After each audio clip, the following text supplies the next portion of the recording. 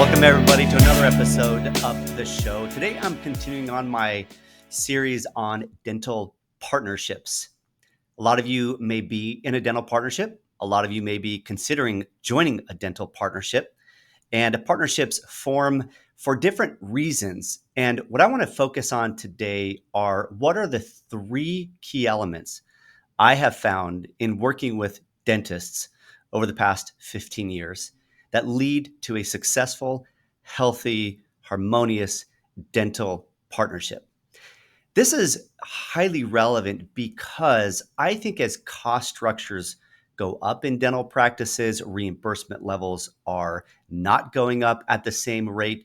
One way to fight against the financial fatigue of the industry pressures on income in a dental practice is to sort of join powers with another producer. And that is essentially what a dental partnership is. You're getting multiple producers under one cost structure.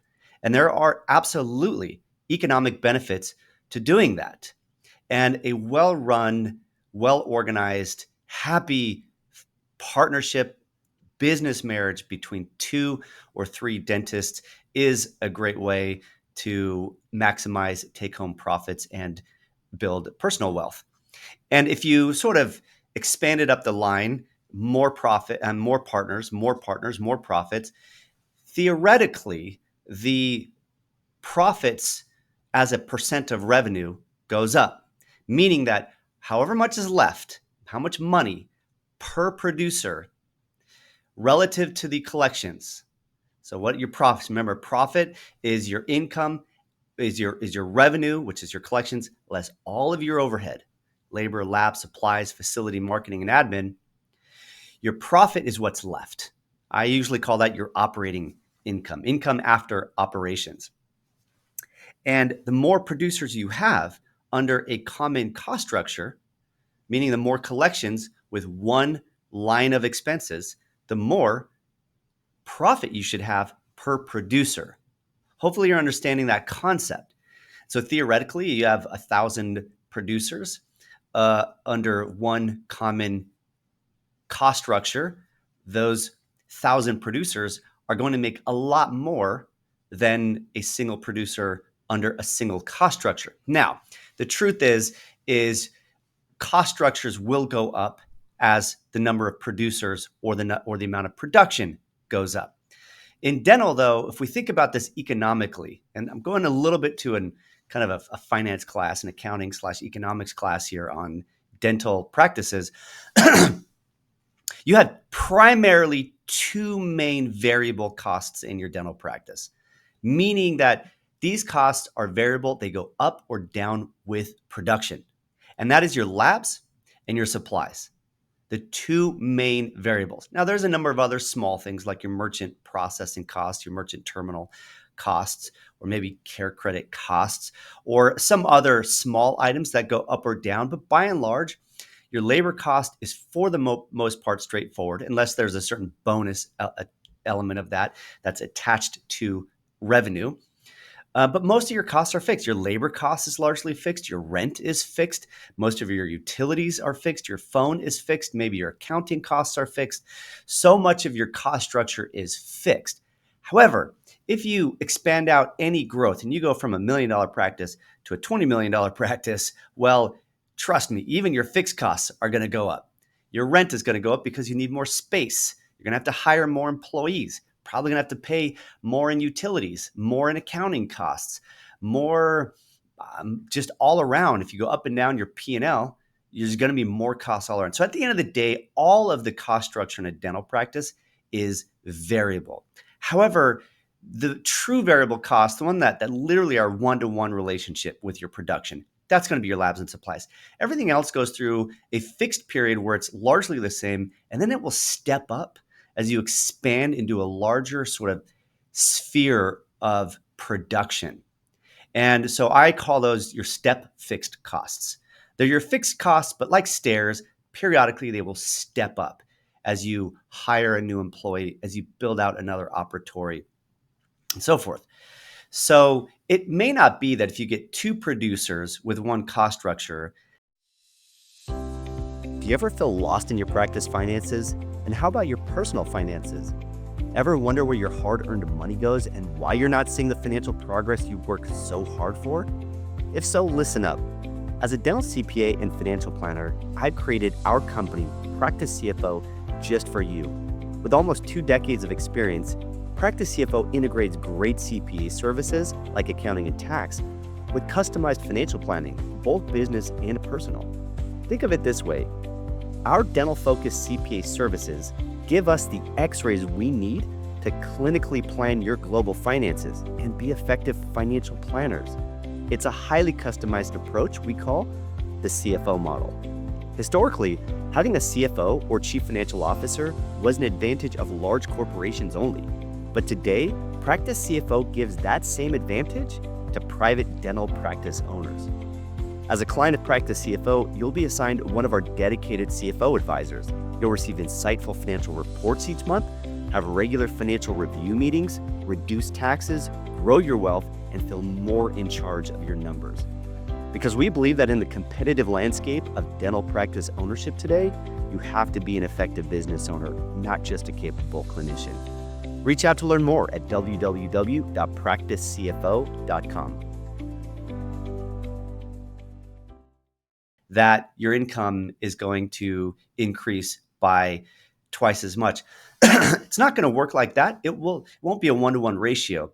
But if you can successfully bring in a separate producer, a separate dentist, form as a partnership, and you're each producing a healthy amount, then the amount that you take home with your cost structure should be improved, meaning that your cost structure may go up, let's say in a year, let's say your cost structure goes up by 30%, but your revenue went up by 70%. That is going to be a good equation for you. So stepping back, there are huge benefits financially to a well-run, well-orchestrated, harmonious dental partnership. But as I've mentioned in my previous episodes, there are those pros, but then there are all of the cons, which I'm not going to repeat. You can listen to that podcast episode because there are definitely landmines in a dental partnership.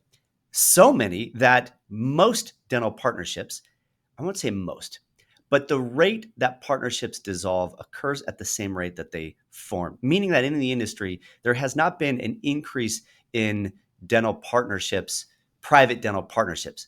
Obviously, there's been an increase in group practices and DSOs, but your 2-3 doctor partnership as a percentage of the whole really hasn't changed much, even though I think if done right, there is a good motivation to have a dental partnership. They're just more complicated. So today what I want to talk about are the 3 key elements of a successful dental partnership. And they are, number 1, chemistry, good chemistry across the partners. Number 2, a shared clinical philosophy. And number 3, an equitable allocation of profits. Those are the 3 items I want to focus on: chemistry, shared clinical philosophy, and an equitable allocation of profits. Now, the 2 that doctors usually get right are the chemistry and the shared clinical philosophy. At least those ones are a little bit easier to sort of forecast at the onset of a partnership formation. It's the allocation of profits. How do you split the money? That's usually the cause for partnership dissolutions, many times which are very ugly and difficult to get out of. And this is really important. It is probably easier to unwind out of a literal marriage with a spouse than it is out of a dental partnership. Because with a dental partnership, you have a lot more complexity in the business asset itself. The equity of the business asset, the assets inside of the dental practice, it's literally the heart of your cash flow. So if you divorce, so to say, metaphorically, as a business partnership, who do you continue working in the same office? Who leaves? Where do the staff go? There are so many things to consider in a partnership dissolution. This is why you want to go into it eyes wide open and well educated, not just on the hopes of a happy experience with a friend or somebody you get along with or somebody you knew in dental school, all of which can be valid reasons to consider a dental partnership, but they cannot be the only reasons to form a dental partnership. Let's talk about this first one, Chemistry. This one is fairly straightforward. You don't want to work with somebody that you don't get along with because you're going to spend a tremendous amount of time with this person. Even if you don't always work on the same days, you are inevitably going to have a lot of interaction with this person. And so, got to make sure you just get along. You enjoy walking the halls together. You can sit down in your office during lunch and talk in a friendly way. And if you have good chemistry, I will say that can make for a much more enjoyable career because being a dentist can be lonely at times. I think this is part of the reason why dentists are so attached to their study clubs or their dental societies or their state groups is because it can be a bit lonely as a single doctor dentist in your office. No one fully understands you in your office. Your staff ultimately is there because they are looking to be, of course, paid. And even if they're very committed, at the end of the day, you're the owner. You're the one who loves and cares for this thing like it's a child. And being essentially a single parent can get lonely at times. So the thought of bringing in a partner can be exciting to have somebody to share in all of the experiences of business ownership with. All right, to have good chemistry though, I will say some of the key characteristics that you really need to evaluate is how well do you communicate as a partner, as two people?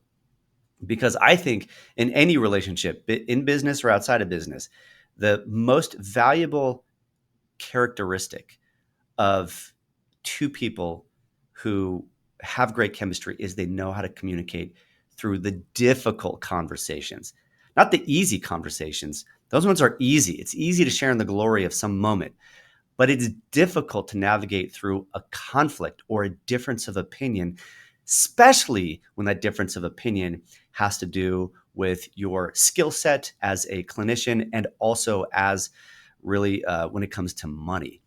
And money is a huge cause for dissension, which I'll get to that in the third element here. But in the first one, talking through differences of opinions, that communication skill set is so valuable. And if you're jumping into a partnership and you're about to sign a partnership agreement and you've never gone through at least some level of a challenging conversation with the other person, I think that's a very risky move because you don't know how empathetic are they? How good of a listener are they? Will they seek to understand you? Will they hear you out and then work through it? Or is it just immediately going to be an emotional response? Emotional IQ, communication IQ is one of the most important aspects to a successfully run dental partnership. With that comes trust. Do you trust each other? Do you trust each other's word and commitments to each other? Without this communication and this trust, there's just going to be misunderstanding. And oftentimes, what we do when there's misunderstanding is we bury it.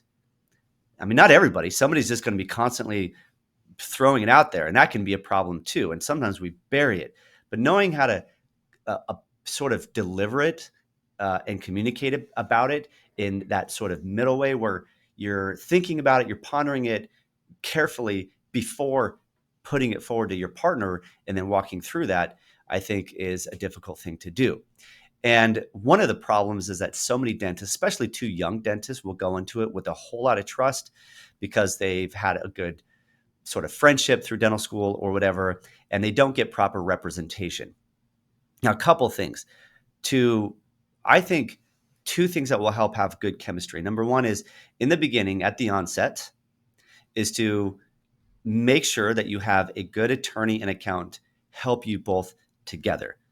Now, it's difficult sometimes to say, I'm going to get my attorney and accountant and you get your attorney and accountant because you're immediately saying, I'm going to approach this with distrust. At least that's the perception. In reality, the attorney and the accountant, if they go into it with a win-win mentality, not all of them will, but if they can go into it with a win-win mentality, they're actually trying to create an agreement that will lead to the highest likelihood of success. There are attorneys and accountants that will dual represent, meaning that they will represent you as a partnership. And I'm not opposed to that. We at Practice CFO have helped many doctors come together and form a partnership. I do think it's a good idea to perhaps have your attorney, a separate attorney, review the partnership agreement. I will emphasize the value of having representation that understands dental, specifically dental partnership. The truth is, there's not a lot of great dental partnership depth out there. Even among dental CPAs out there, a lot of dental CPAs don't like to do partnerships because they are a lot more complicated when it comes to accounting and tax. They're a lot more emotional as well for partners. And so a lot of them just steer clear from it. Some very good, reputable dental CPA firms will just steer clear from partnerships.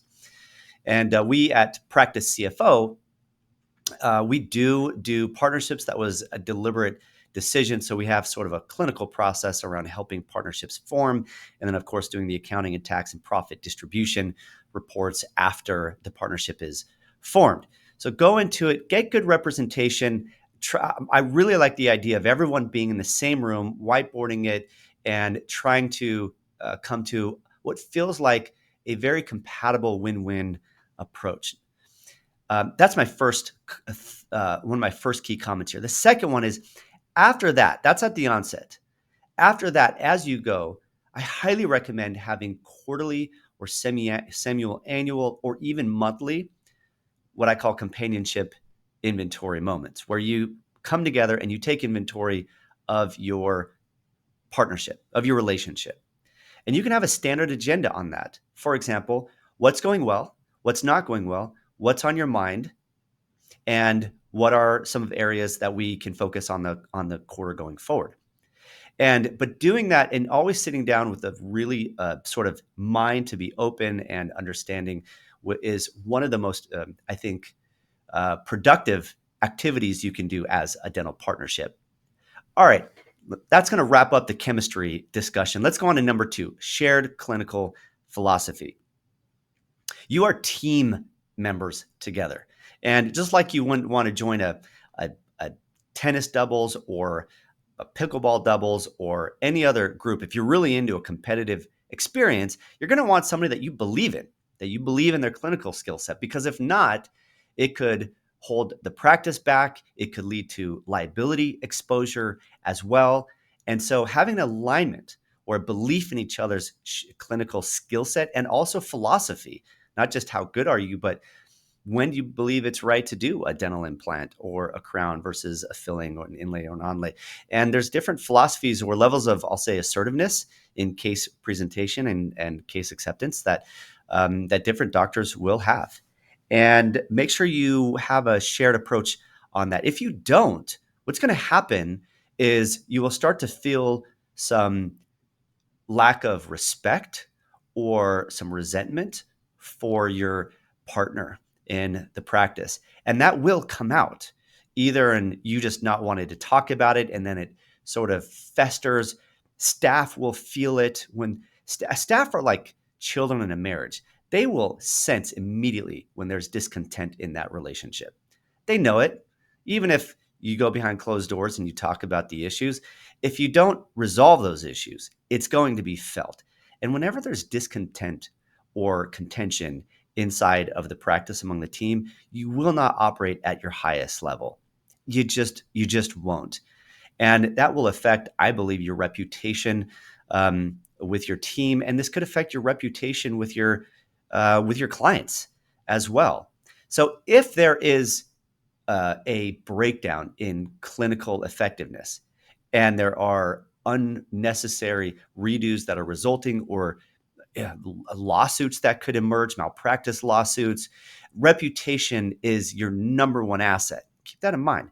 Reputation is your number one asset. It's actually not your team. It's not your technology. It's not even your skill set. It's the reputation that all of it has created around your practice. That's your number one asset. And in accounting, we'll sometimes call that sort of goodwill that you have with your space, your industry, your area, your patients, all that. So make sure that as you go into this, you really have confidence in each other as clinical producers and also in the way that you deliver your clinical advice to your patients. All right, that is your shared clinical philosophy. Let's go into the third one. Now, this is the one that is the most common culprit for partnership dissolutions. It is the equitable allocation of profits. In my next episode, my next 1 or 2 episodes, I'm going to be talking about formations or corporate formations or legal structures for dental partnerships. In any structure, though, you are going to be paid as a producer and as a business owner. Are you looking to buy or sell a dental practice? If you're a seller, how do you find a strong list of potential buyers? There's no MLS or Zillow for dental practice sales. In such a fragmented market, many dentists selling their practice feel discouraged. That's why I built PracticeOrbit.com. PracticeOrbit is modernizing how dental practices are bought and sold. It's a platform technology. Y'all know them: Zillow, Airbnb, Uber, and OpenTable, just to name a few. These technologies do two things. First, they help match buyers and sellers by centralizing the marketplace. Second, once the match between buyer and seller is made, these technologies help them navigate the sale to a successful close. Here are a few of the features inside of Practice Orbit. Users can determine a reasonable sale price for a practice in just minutes. All they need is the most recent business tax return. Practice owners can use the directory to find important service providers like practice brokers, attorneys, accountants, and bankers. Practice owners and their brokers can invite those service providers into the platform, so all parties are coordinating the sale together. Practice owners will have a beautiful digital listing of their practice, like a home on Redfin. And importantly, the listing will be anonymous, and personal information like your address, name, and pictures are only released after an NDA is signed and approved by you or your broker. Practice buyers can create saved searches to be auto-notified when new listings come on the platform that fit their desired specialty and location. And hey, dental practice brokers, you can list all your practices on the site for free. By doing so, you'll get access to Practice Orbit's large pool of buyers, all of whom have created profiles and saved searches to be auto-notified when new listings come for sale. You can use the platform to introduce your listings to a targeted set of buyers. Additionally, and optionally, you can use the platform tools such as a built-in NDA, a customizable LOI, and a workflow tool to navigate the sale from LOI to closing. In fact, you can manage all your listings on the system from listing the practice to NDA to LOI and finally to closing the deal. Create your free account today at www.practiceorbit.com.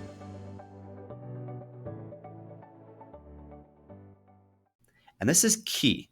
This is key, whether it's a partnership with just you and one other doctor, or if it's in a large group practice or even a DSO, a lot of DSOs, you are often paid in two ways. One is as an associate, as an employee, as if you were. Now, you may not literally be a W-2 employee in your partnership. And in fact, if you do form as a literal partnership, that is a term, partnership, that the IRS has, and that has its own tax return, that is a legal structure, a general partnership, you are not paid as a W-2.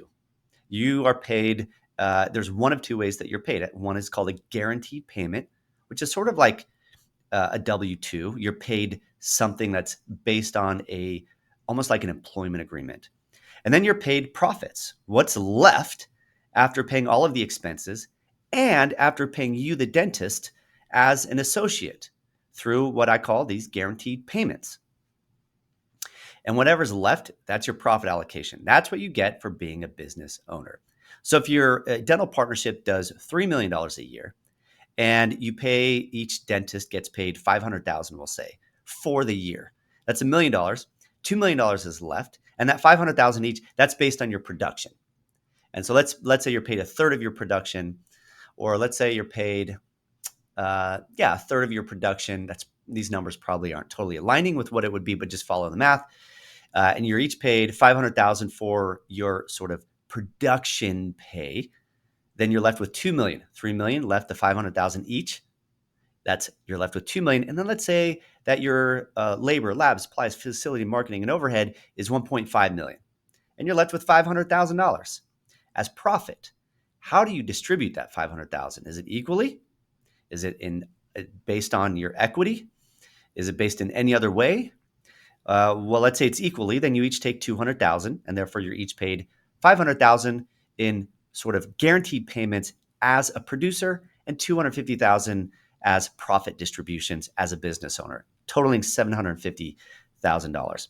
That's a very sort of basic way of looking at it. But the key point I'm trying to make there is that you're really paid based on your production, and then you're paid on your profits. Now, there are different ways of doing that that create variances off of that key concept, which will be for another episode here soon. But for right now, I want to focus on equitable allocation of profits more as a concept, as a key ingredient to a successful dental partnership. I want to emphasize something here. Why is it that money tends to be the reason for partnership breakups? It's this reason, in my opinion.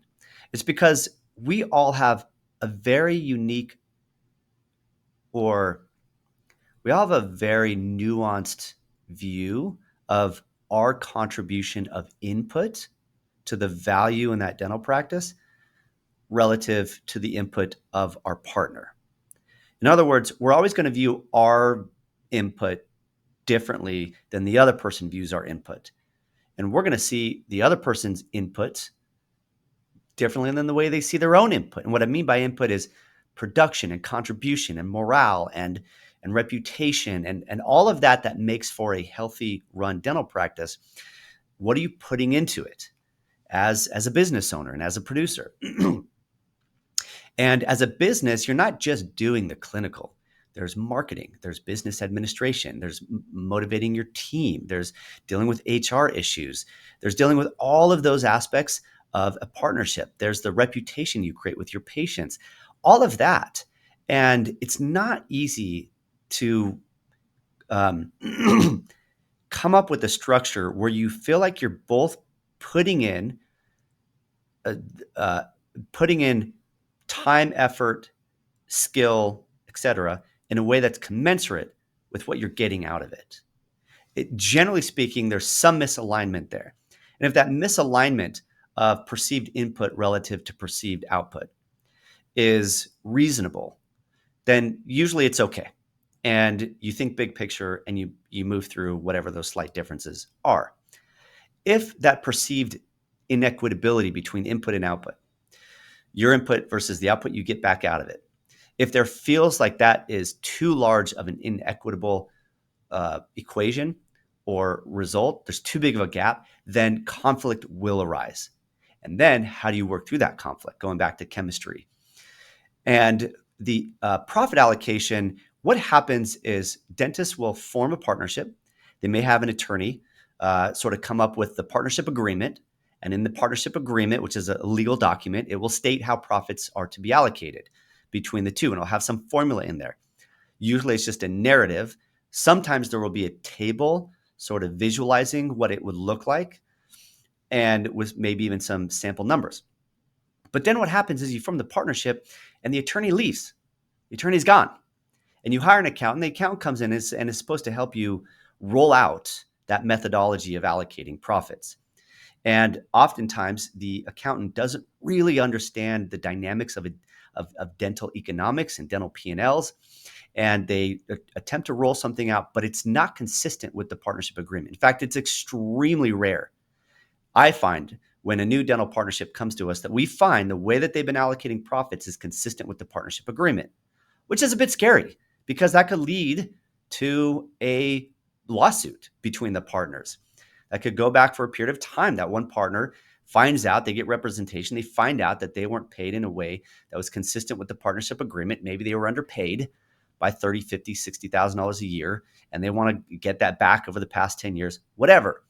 And so it is extremely important at the onset, in my opinion, that the attorney and the accountant come together and they agree on how the profits are to be allocated, and that the accountant has a way to systematically calculate and report that profit allocation in a way that ties back to the profit and loss statement, what's called the general ledger, and that's reconciled back to the bank account. Those 3 points, the bank account, to the P&L and balance sheet, to the partnership distribution report. Now, what happens is a lot of times doctors will just do something simple. They'll say, I'm going to pay myself 33% of my own production, and then whatever cash we take out each quarter, we're going to take it out 50-50, or whatever that profit distribution agreement is, which tends to work at some level. It does. It tends to work at some level. And as long as there's not something too disruptive that feels inequitable out of that, then it could work just fine. However, usually it's not tying exactly back to the partnership agreement. And oftentimes other issues come up, other issues around personal expenses that you run through the practice.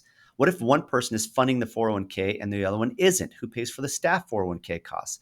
What about a sharing of resources? What if one of you use a more expensive assistant or more costly supplies? So I've spoken about this in the prior podcast, and I'll talk more about this in the profit distribution models podcast I'll do here soon on partnerships. And so you get these items that emerge where you try to do these adjustments, these sort of workarounds. You throw it in Excel and you say, well, what if we add this here and take this away here? Okay, this is how much I think it should be. And maybe the accountant or CPA can help with some of that. But it feels a little bit disjointed, and it's not tying correctly back to the partnership agreement, which again leads to potential exposure to one or even both of the partners. And let me say, when I've seen partnerships dissolve, it can be an absolute nightmare where more money goes to paying the attorneys over a period of years than would have been received in a legitimate buyout of one partner from the other. And so I can't emphasize how important it is that we get this right. An equitable allocation of profits, that the CPA understands it, ties it back to the partnership agreement, delivers a reporting on it. You really want an independent person to do the calculations and to report on it so that each partner feels that they are being properly represented with it. Okay, the last thing I'll mention on that too is these business roles I was talking about. Who's doing the marketing and who's handling sort of relationships with your suppliers? Who's handling the tax side of things, meaning with maybe the tax partner? On the tax return, there's literally in a partnership return, a partner designated as the tax partner. Who's handling HR? Who's handling all of these sort of non-production items? And how do you allocate a compensation to that if one of you is spending 5 to 10 hours a week on that, while the other one is just going golfing on their day off? So those are the items that really need to be addressed when it comes to the equitable allocation of profits. All right, those are the 3 ingredients. To recap, number 1, make sure you have great chemistry. Hopefully that chemistry has been already tried through some difficult conversations and proven to be successful. Number 2, have a shared clinical philosophy with each other, believe in each other, trust each other. I have seen a partner who had to report their partner to the state board because they were highly concerned with the clinical work of the partner, and you never want to find yourself in that position. And then lastly, knowing how to allocate the money. How do you split the bank account every month or every quarter is the final and third ingredient to a successful dental partnership. All right, in the next episode, we're going to talk about partnership valuations. How are they valued? Meaning, what if it were to sell? What's the price? And if a doctor, let's say new associate, is buying into a single doctor practice, and they're going to form a partnership, how do you calculate 50% of the value to that doctor buying in? And what exactly are they getting for that 50%? They're going to have a loan. They're going to have to pay that loan out of their share of the take home from the partnership profits. And so this is an incredibly valuable one. Stay tuned for that. Thanks for joining.